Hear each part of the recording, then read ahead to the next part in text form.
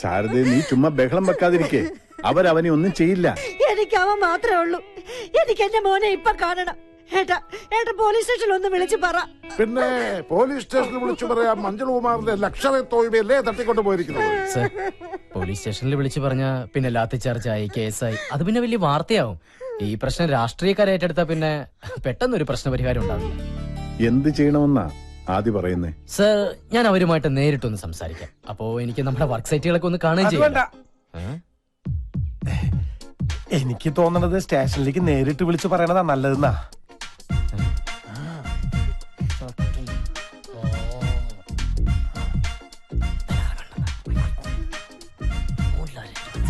എന്താ? നമ്മൾ ഒരേ നാട്ടുകാരൊക്കെ തന്നെയാണ്. പക്ഷേ ഞാനിപ്പോ തന്നെ GM ആണ്. ഒരു GMന്റെ മുഖത്ത് നോക്കി ഒരു ഡ്രൈവർ കൊഞ്ഞനം കുത്തി കാണിച്ചാൽ അതിന്റെ പണിഷ്മെന്റ് എന്താണെന്ന് അറിയോ mister? By the way, sir അനുവദിച്ചാൽ ഞാൻ അവരുമായിട്ട് നേരിട്ടൊന്ന് സംസാരിക്കാം. എന്താ മോളുടെ അഭിപ്രായം? നമ്മുടെ പുതിയ GM അല്ലേ, പോയിട്ട് വരട്ടെ. Thank you madam, thank you so much. ചേച്ചിന് കരയാണ്ടിരിക്കേ, മഞ്ജുളിനെ ഞാൻ കൊണ്ടുവരും. ഡ്രൈവർ വണ്ടി എടു. വേണ്ട, ഞാൻ വരാം.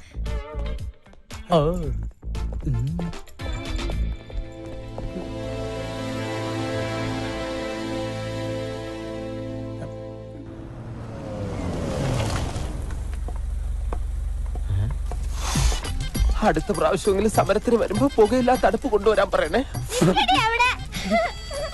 പിള്ളേരെ ഓടി കളിക്കാതെ ഇവിടെ എങ്ങനെ വന്നിരിക്കേ. പണി ഇത് വെന്തില്ല പിള്ളേരെ, ഇത് വേവുള്ള അരിയാണ്. ഒരാളുണ്ട്, എന്തൊക്കെ ചെയ്യണം. ഇങ്ങോട്ട് വാ മക്കളെ. ഇനി സ്വന്തം മക്കള് തന്നെയാണോ? മോൻ മാമനെ ഇങ്ങനെ എടാ പോടാന്ന് വിളിക്കരുത്. ചിലപ്പോ ഞാൻ മാനേജരാവും. അപ്പോഴോ അനുസരണ വേണ്ടേ? കൊച്ചുകുട്ടിയല്ലേ നീ? നീ അത്ര കൊച്ചുകുട്ടിയൊന്നും അല്ലടാ. പിള്ളേര് തുടങ്ങിയല്ലോ. മോനെ അനുസരണ വേണ്ടേ? വെറുതെ നിക്കണ. കഞ്ഞി റെഡി. നമ്മളാ കഞ്ഞില് പാറ്റിടണോ മാഡം? നിങ്ങൾ ആ തൊഴിലാളികളോട് സംസാരിക്കും. അത് പറഞ്ഞത് കേട്ടില്ല. കഞ്ഞി കുടിക്കാൻ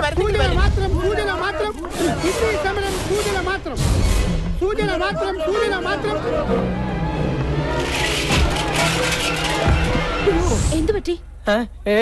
ഒന്നുമില്ല. അതെ, ഞാൻ അവരോട് സംസാരിച്ച ശരിയാവില്ല. എങ്കിൽ കോൺട്രാക്ടറോട് സംസാരിക്കാം. വണ്ടി എടുക്കും. അല്ല, പണി കിട്ടും. സമരക്കാരുടെ ശ്രദ്ധയ്ക്ക് ഈ കുഞ്ഞിനെ കൂടെ കുളിപ്പിച്ചു കഴിഞ്ഞാൽ ഉടനെ കഞ്ഞി വിളമ്പുന്നതായിരിക്കും. അടങ്ങി നില്ല മോനെ. ഇറങ്ങണം മാനേജർ. അതാണ് പരുക്ക് പറ്റിയ ആൾക്ക് 5 പൈസ കൊടുക്കില്ലെന്ന് പറയുന്ന കോൺട്രാക്ടർ. അതെ, ഞാൻ സംസാരിച്ച പ്രശ്നമാവും. എന്ത് പ്രശ്നം? സമരം ചർച്ച ചെയ്ത് പരിഹരിക്കാന്ന് പറഞ്ഞില്ലേ ഇങ്ങോട്ട് വന്നത്? ഞാൻ അയാളെ ഇങ്ങോട്ട് പറഞ്ഞു വിടാം. അതെ, ഞാൻ സത്യം പറയാം. പോയോ?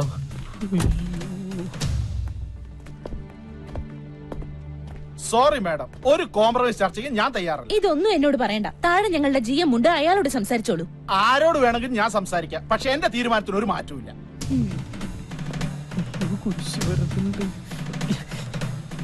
പറഞ്ഞതങ്ങനെ കേട്ടാ മതി.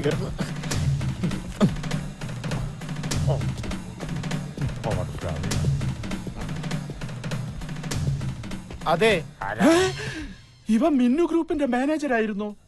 അപ്പോ അന്ന് പണിയിലെ കൃത്രിമം കണ്ടുപിടിക്കാൻ വേഷം മാറി വന്നതായിരുന്നു അല്ലേ സാർ? അന്ന് എനിക്ക് ആളെ അറിയില്ലായിരുന്നു. ഒരു ജനറൽ മാനേജർ ഒരിക്കലും ഒരു സാധാ ലേബർ വേഷത്തിൽ വരുമെന്ന് ഈ ഭൂമി മലയാളത്തിൽ ഒരു കോൺട്രാക്ടറും പ്രതീക്ഷിക്കില്ല. അതാണ് ആന്റണി സാർ, സിമെന്റിലൊന്നും ഒരു കുറവ് വരുത്തിയിട്ടില്ല. പിന്നെന്തിലാണ് താൻ കുറവ് വരുത്തിയിട്ടുള്ളത്? അത് മണലിന്റെ ഡിമാൻഡ് കാരണം ചെറിയൊരളവിൽ പൊടിമണ്ണ് ചേർക്കേണ്ടി വന്നിട്ടുണ്ട്. സാർ, അത് മേഡത്തിന്റെ അടുത്ത് കംപ്ലൈന്റ് ചെയ്യരുത്. മേഡത്തിന്റെ സ്വഭാവം സാറിന് അറിയാലോ. അതിലും മോശമാണ് എന്റെ സ്വഭാവം. സാറിന് അറിയാലോ തൊഴിലാളിക്ക് എങ്ങനെയാണ് അപകടം സംഭവിച്ചതെന്ന്. അറിയാം, എല്ലാം എനിക്കറിയാം. തന്റെ ഓരോ നീക്കങ്ങളും കെട്ടിടത്തിന്റെ മുകളിൽ നിന്ന് ഞാൻ വാച്ച് ചെയ്തുകൊണ്ടിരിക്കുകയാണ്. അന്ന് ഞാൻ അങ്ങനെ ചെയ്തില്ലായിരുന്നെങ്കിൽ സിമന്റിലും മണലിലും കൃത്രിമം കാണിച്ച് താൻ ഈ ഫ്ളാറ്റിന്റെ പണി തീർത്തേനെ. പക്ഷെ അങ്ങനെ തീർത്തിരുന്നെങ്കിൽ ഇവിടെ താമസിക്കേണ്ടിയിരുന്നവരുടെ പണിയും താൻ തീർത്തേനെ. ഒരുപാട് പേരുടെ ജീവൻ രക്ഷിക്കാൻ എനിക്കന്ന് അങ്ങനെയൊക്കെ കാട്ടിക്കൂട്ടേണ്ടി വന്നു. സാർ, ഒന്നും മിന്നുമേട് അറിയരുത്. തൊഴിലാളിക്കുള്ള നഷ്ടപരിഹാരം മുഴുവനും ഞാൻ കൊടുത്തോളാം. സമരം ഇപ്പൊ തന്നെ അവസാനിപ്പിച്ചേക്കാം. അതെ സാർ. കൈ പിൻവലിക്കൂ. ആ ഇത് താനെന്ന് എന്നെ തെറി വിളിച്ചതിനും പിടിച്ച് തല്ലിയതിനും. ഇത് സിമന്റിലും മണലിലും കൃത്രിമം കാണിച്ചതിന്. ഇതെന്തിനാണ് സർ? ഇത് താൻ ഇനി കൃത്രിമം കാണിക്കാതെ ഇനി ഉണ്ടോ സർ? തൽക്കാലത്തേക്കില്ല. ഇനി ഈ സ്ഥാപനത്തിന്റെ ഭാഗത്ത് നിന്ന് 5ന്റെ ചില്ലിക്കാശ് തനിക്ക് കിട്ടില്ല. മനസ്സിലായോ? വേണ്ട സർ, എല്ലാം ഞാൻ ഏറ്റു. സാർ വണ്ടിയിലേക്ക് കയറിയാട്ടെ. ഓക്കെ, മാഡത്തിന് ഡോർ തുറന്നു കൊടുക്കൂ. സാർ കണ്ണട സോറി, കയറിക്കോളൂ മാഡം. ഉപ്പ് എല്ലാം അതിലുണ്ട് കേട്ടോ. ആവശ്യമുള്ളവര് ഉപ്പെടുത്തിടണേ. അയ്യോ, ഇത് നമ്മുടെ വീട്ടിലെ വണ്ടിയാണല്ലോ. ഡ്രൈവർ വണ്ടി എടുത്തു. ഒരു കാര്യം പറഞ്ഞോണ്ട് ഞാനിവിടെ ഒരു വല്ലാത്ത അവസ്ഥയിലാണ്. ഏയ്, ഞാൻ നിർത്താൻ.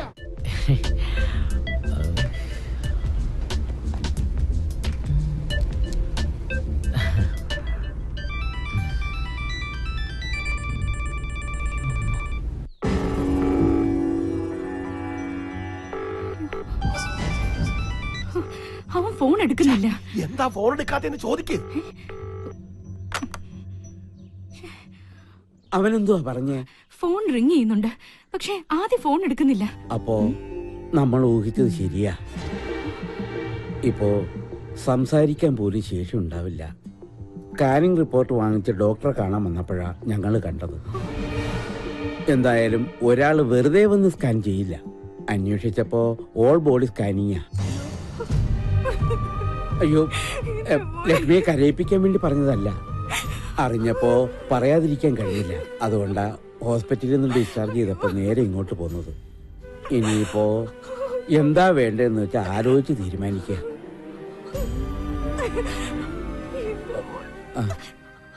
കാശിന് എന്തെങ്കിലും ആവശ്യമുണ്ടെങ്കിൽ ചോദിക്കാൻ മടിക്കണം. നാട്ടുകാരെ പറ്റിച്ച് കാശുണ്ടാക്കാൻ നോക്കി. ഇപ്പൊ എന്തായി? ആദ്യ കാഴ്ചയിൽ തന്നെ എന്റെ മനസ്സ് പറഞ്ഞു, മിന്നു കുറിപ്പ് നോക്കിയെടുത്താലുള്ള കാര്യശേഷി ഈ മുഖത്തെഴുതി വെച്ചിട്ടുള്ളത്. ആന്റണി ആദിത്യനെ കുറിച്ച് പറഞ്ഞപ്പോ ഞാൻ ഇത്രയും പ്രതീക്ഷിച്ചില്ല. ഞാനിതിലപ്പുറം പ്രതീക്ഷിച്ചതാ. ആദി സാറിന്റെ കാര്യം പോട്ടെ, ആദി സാറിന്റെ അച്ഛൻ പുലിയല്ലേ, പുലി. മര്യാദക്കേട് കണ്ട അപ്പ തല്ലും. ആര് എടുപ്പും നിപ്പും കണ്ട സത്യം പറയാലോ ആരായാലും പേടിച്ചു.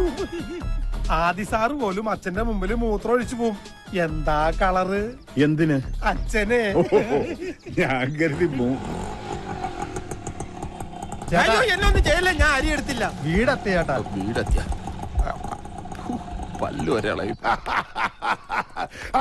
ദേഹത്തോടല്ലേ? തൊഴിലാളി പ്രശ്നം പരിഹരിക്കാൻ പോയവൻ തൊഴിലാളികളുടെ കുടുംബത്തിന് കഞ്ഞി വെച്ച് കൊടുത്ത് ഇപ്പൊ നല്ലൊരു കഞ്ഞിവെപ്പുകാരനായി ഇതാ വന്നിരിക്കുന്നു.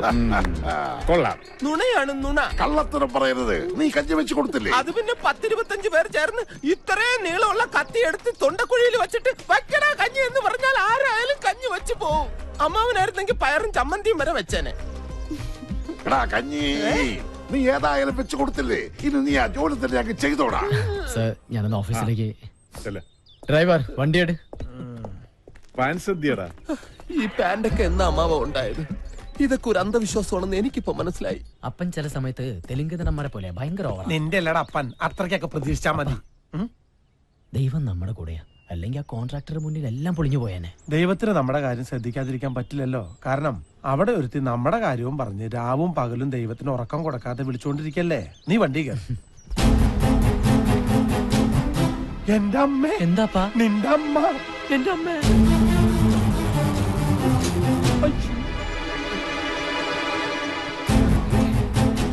കർത്താവേ, എല്ലാ കണക്കൂട്ടലുകളും തെറ്റാൻ പോവാണല്ലോ. മോനെ, നിനക്ക് എന്താ പറ്റിയത്? അമ്മ, നമ്മുടെ മോൻ എന്താ അസുഖം? എനിക്കൊരു അസുഖമില്ല. ലക്ഷ്മി, നീ എന്തിനാ ഇങ്ങോട്ട് വന്നേ? അച്ഛനും മോനും കൂടി ഇനി എന്റെ മുമ്പിൽ ഒന്നും ഒളിച്ചു വെക്കണ്ട. എല്ലാം ചെറിയച്ഛൻ പറഞ്ഞു. അയ്യോ, ചെറിയാച്ചൻ കണ്ടു എന്നുള്ളത് ശരിയാ, പക്ഷെ എനിക്കൊരു അസുഖമില്ല. എല്ലാം ഇവിടെ പിടിച്ചേക്കാൻ വേണ്ടിയാ. അപ്പൊ ഒന്ന് പറ. ലക്ഷ്മി, എല്ലാ കാര്യങ്ങളും വിശദമായിട്ട് പറയാം. ഇപ്പൊ തൽക്കാലം നിങ്ങൾ പോ.